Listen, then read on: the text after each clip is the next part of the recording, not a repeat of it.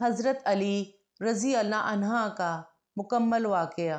अस्सलामु अलैकुम वरहमतुल्लाहि वबरकातुहू। नहमदुहू व नुसल्ली अला रसूलिहिल करीम, अम्मा बाद, फ़अऊज़ु बिल्लाहि मिनश शैतानिर रजीम, बिस्मिल्लाहिर रहमानिर रहीम।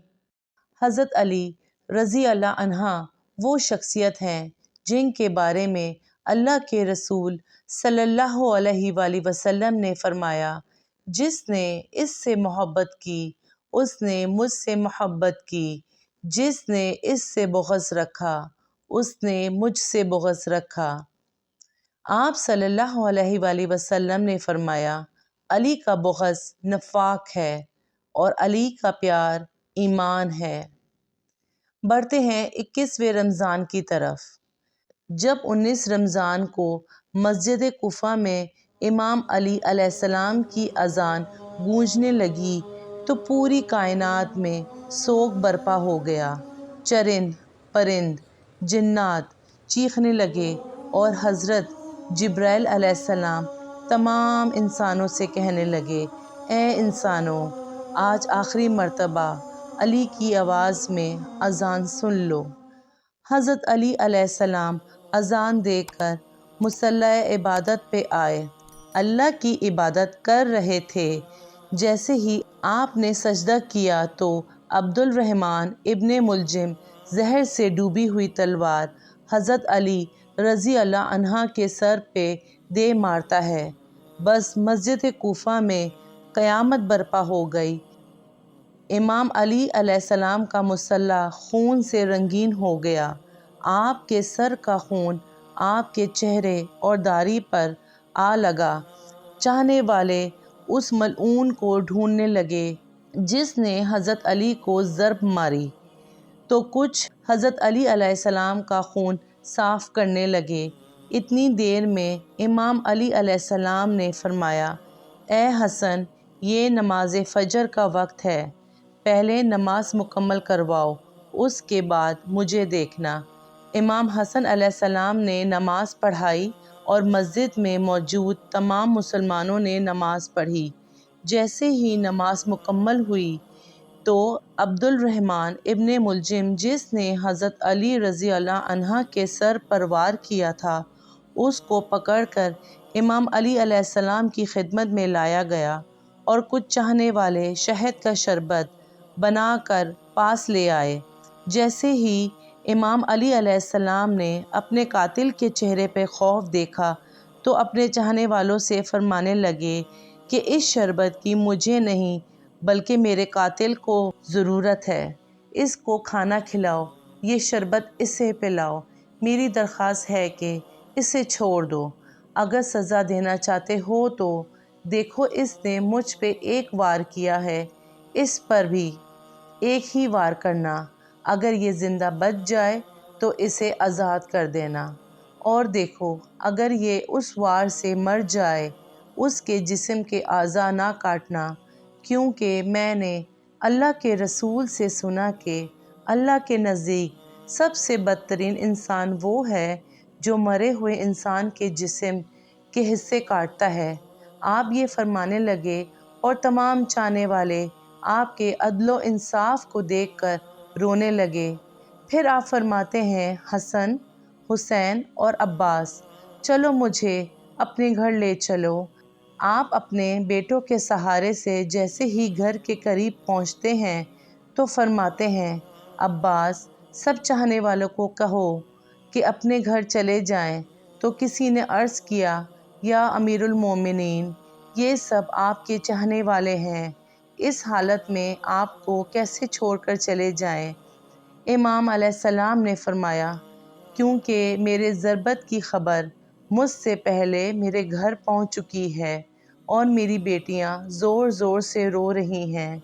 मैं नहीं चाहता कि मेरी बेटियों की आवाज़ मेरे चाहने वालों के कानों तक पहुंचे। तमाम चाहने वाले वहीं रुक गए और इमाम अली अलैहिस्सलाम घर तशरीफ़ लाए तो तमाम बेटियां रोती हैं, इमाम अलैहिस्सलाम को देखकर फरियाद बुलंद करती हैं, और इमाम अलैहिस्सलाम सबको दिलासा देते हैं कि मुझसे मेरे भाई अल्लाह के रसूल حضرت محمد مصطفیٰ صلی اللہ علیہ وآلہ وسلم پہلے ہی فرما چکے تھے، اے علی، میری امت تجھے رمضان کے مہینے میں مسجد میں زرد مارے گی اور تیرے خون سے تیری داڑھی سرخ ہو جائے گی۔ یہ وقت صبر کا ہے۔ آپ کو بستر پہ لٹایا گیا۔ تاریخ نے لکھا، جیسے ہی طبیب نے امام علیہ السلام کو دیکھا تو وہ چیخ کر رونے لگا اور فرمانے لگا کہ وہ ضرب زہر سے ڈوبی ہوئی تھی اور زہر حضرت علی علیہ السلام کے پورے جسم میں پھیل چکا ہے۔ امام علیہ السلام بستر شہادت پہ بھی مسلسل اللہ کا ذکر کر رہے تھے۔ بس جیسے ہی 19 کا دن ختم ہوا، 20 رمضان کی رات آئی، آپ فرمانے لگے کہ اب میرے حجرے میں کوئی نہ آئے، کیونکہ پوری دنیا کے جنات اور فرشتے مجھ سے ملنے آ رہے ہیں۔ اور پھر جیسے ہی 20 رمضان کا سورج طلوع ہوا تو آپ امام حسن سے فرمانے لگے کہ اے حسن، جاؤ میرے تمام چاہنے والوں سے کہو کہ اپنے امام کا آخری دیدار کر لے۔ آپ کے عقیدت مند قطار بنا کر جیسے ہی آپ کی زیارت کے لیے گھر میں داخل ہوئے تو دیکھا کہ زہر پھیلنے کی وجہ سے آپ کا چہرہ پورا زرد ہو چکا ہے۔ سب چیخ کے رونے لگے۔ امام علیہ السلام فرمانے لگے، پوچھو جو پوچھنا چاہتے ہو، کیونکہ میں علی زمین کے راستوں سے زیادہ آسمانوں کے راستے جانتا ہوں۔ پوچھ لو۔ جب تم مجھے اپنی آنکھوں سے نہیں دیکھو گے تو پچھتاؤ گے کہ کاش کچھ اور پوچھ لیتے۔ کسی عقیدت مند نے سوال کیا، کسی نے جواب لیا، کوئی زیارت کرتا رہا۔ بس جیسے ہی عقیدت مند جانے لگے تو امام علیہ السلام نے فرمایا، حسن، میرے پورے خاندان کو میرے حجرے میں لے کر آؤ۔ حضرت علی علیہ السلام نے وصیت کی اور فرمایا، اب اس خاندان کا وارث میرا بڑا بیٹا حسن ہے، جو یہ کہے اسے ماننا۔ اور امام حسن سے فرمانے لگے، اے حسن، جتنا ہو سکے اپنی زبان اور کردار سے محبت اور امن کا پیغام دیتے رہنا۔ اپنے نانا کے صلح حدیبیہ کو یاد رکھنا۔ کوشش کرنا کہ مسلمان کا دشمن نہ بنے اور تقویٰ سے دور نہ ہونا۔ اگر دنیا تمہارے قریب بھی آئے تب بھی اس سے دل نہ لگانا۔ دنیاوی چیز نہ ملنے پر کبھی افسوس نہ کرنا۔ ہمیشہ حق بات کہنا۔ مظلوم کی مدد کرتے رہنا۔ حسن، حسین، جہاں تک ہو سکے میرے اس پیغام کو ہر ایک تک پہنچانا کہ اپنے کام ذمہ داری سے کرتے رہیں اور اپنے درمیان تعلقات کو اچھے بنائے رکھنا، کیونکہ میں نے تمہارے نانا حضرت محمد مصطفیٰ صلی اللہ علیہ وآلہ وسلم سے سنا ہے کہ لوگوں کے بیچ میں صلح کروانا ہزاروں سالوں کے روزہ نماز سے بہتر ہے، اور یتیموں کے بارے میں اللہ سے ڈرتے رہنا، کبھی وہ بھوکے نہ رہیں، اور پڑوس میں رہنے والوں کا خیال رکھنا، کیونکہ اللہ کے رسول پڑوسیوں کے بارے میں بار بار اتنی نصیحت کرتے کہ لوگ سمجھنے لگتے کہ شاید اللہ کے محبوب ان کو ہمارا وارث بھی بنانے والے ہیں۔